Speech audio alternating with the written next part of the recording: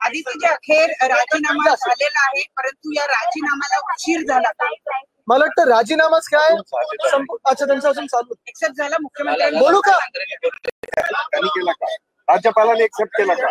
मुख्यमंत्र्यांनी एक्सेप्ट करून राजीनामा होत नाही. आपल्या घटनेत आहे पाठवणं आणि एक्सेप्ट होणं याच्यात फरक आहे. आपण आपल्या सर्वांच्या माध्यमातून आम्हाला सर्वांना कळत आहे की धनंजय मुंडे मंत्री महोदयांचा राजीनामा घेतलेला आहे.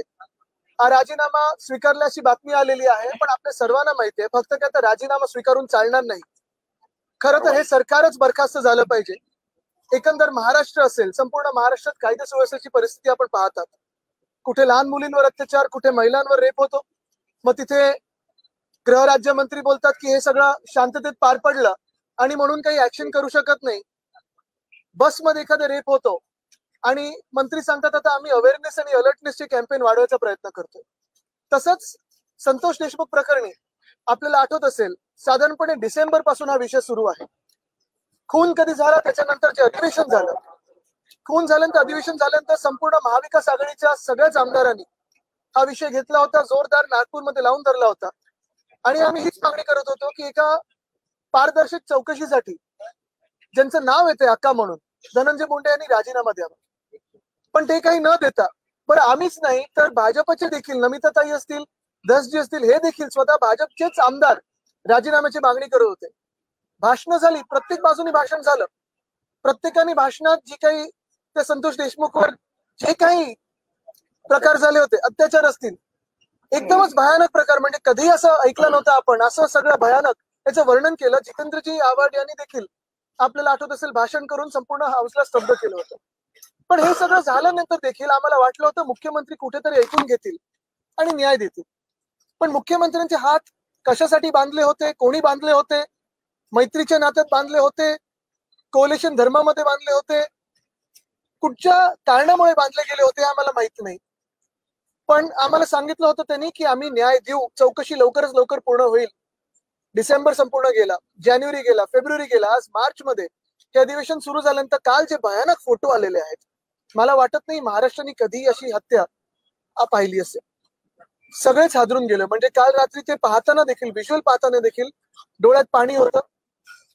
अजूनही विचार करू शकत नाही की त्या परिवारावर आता हे सगळं पाहून काय त्यांच्या मनात असेल, काय त्यांचं हृदय काय असेल त्यांच्या मनात, खरोखर कळत नाही.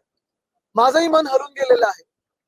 आज आपण पाहतोय की महाराष्ट्रात एक तरुण सरपंच असेल, तो कोणाचा भाऊ असेल, कोणाचा मुलगा असेल, कोणाचे वडील असेल, सगळ्यात महत्व म्हणजे भाजपचे पण कार्यकर्ते होतच ना ते. आज आपण काही लोकांना पाहतो, काही चिरीमिरी लोक आहेत, ते सांगतात, धमकी देतात की आम्ही फंड नाही देणार सरपंचांना, असं करू तसं करू, सरपंचांना न्याय द्या पहिला. आज जर ह्या सरपंचाला न्याय नाही दिला तर मग आपण राज्य म्हणून चाललोय तरी कुठे.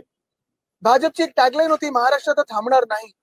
पण हा महाराष्ट्र ज्याच्यात गुन्हेगारी सुरू आहे तो थांबलाच पाहिजे, थांबवलाच गेला पाहिजे. आणि म्हणून आमची सर्वांची मागणी हीच आहे की फक्त एका मंत्र्याचा राजीनामा नाही, त्याच्यावर कारवाई तर झालीच पाहिजे, सुधारित चार्जशीट आलीच पाहिजे.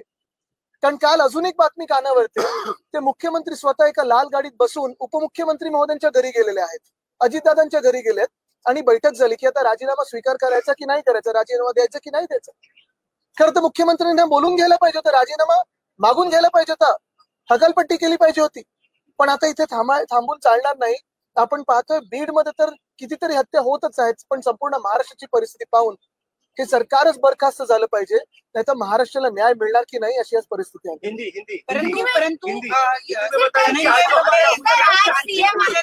हेच मी सांगतोय, सुधारित चार्जशीट झाली पाहिजे. कारण आज सगळं कळतंय ना, आपल्याच माध्यमातून सगळं कळतंय. एका मंत्र्याचा राजीनामा घेतला गेला आहे. मी अजूनही तुम्हाला अजून एक सांगतो, जे कोणी त्या फोटो मध्ये आहेत, ज्यांनी कोणी खून केला आहे, माझी तर मागणी आहे, मला माहित नाही इतर सगळे सहमत आहेत की नाही, पण माझी मागणी ही आहे की त्या लोकांना भर चौकात फाशी दिली पाहिजे, एक उदाहरण झालं पाहिजे. भावना व्यक्त करतो. अजूनही मला शब्द काही सुचतच नाहीयेत, कारण ते सगळं पाहिल्यानंतर खरोखर मन भरून येतं.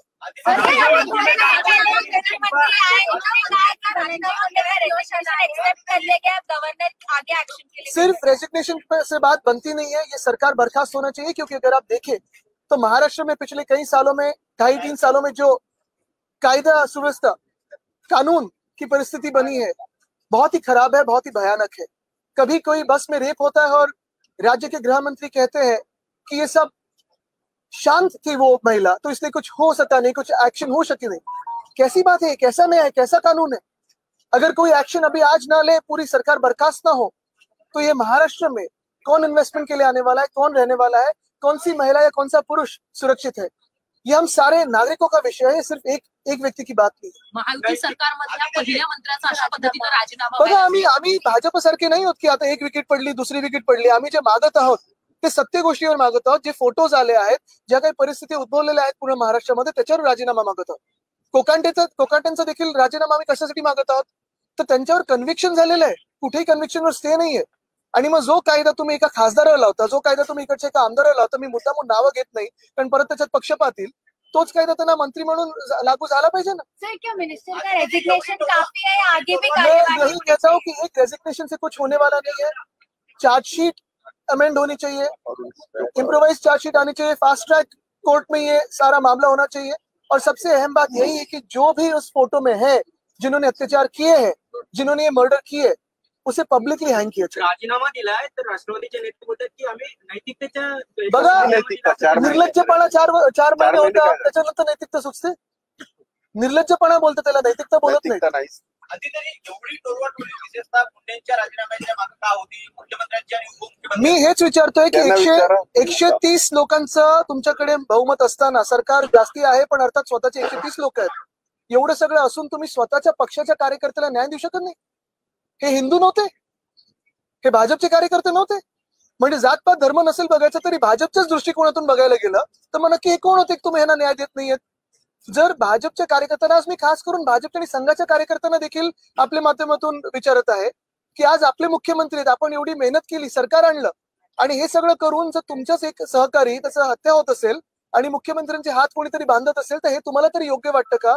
खरं तर मुख्यमंत्री स्वतः गृहमंत्री आहेत, त्यांनी राजीनामा दिला पाहिजे। कारण मुख्यमंत्र्यांकडे जो काल तुमच्याकडे फोटो आलाय ब्लॅक अँड व्हाईट, पोलीस यंत्रणा एवढी कडक असते, एवढी पोचलेली असते की हा फोटो मुख्यमंत्र्यांकडे दुसऱ्या दिवशी पोहोचला असेल, हा फोटो कलर फोटो असेल, सगळी माहिती असते। मी पाहिलंय सीएम ऑफिस कसं चालतं, आणि देवेंद्रजींची तर सीएम ऑफिसची ताकद तुम्हाला माहिती आहे, आमच्या फोनवर काय आहे पण त्यांना माहिती असेल।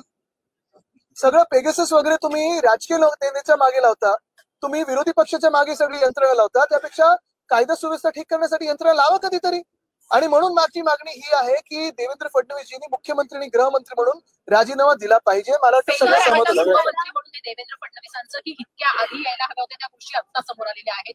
बघा, आता आपल्याला एक गोष्टी कळायला लागल्यात ना, गेल्या 2-3 महिन्यात किती घटना झाल्यात, आणि मग त्यांचे जे राज्यमंत्री आहेत त्यांचे तुम्ही स्टेटमेंट पाहिलेले आहेत। एवढा भयानक प्रकार महाराष्ट्रात कधीही झाला नव्हता, आणि म्हणून मी पुन्हा एकदा सांगेन, जर हे थांबवायचं असेल तर हे सरकार बरखास्त झालं पाहिजे। सर, अजितदादांकडे देखील हे फोटो 2 महिने आधीच आले होते, आधी तुम्ही मी पण बोलतो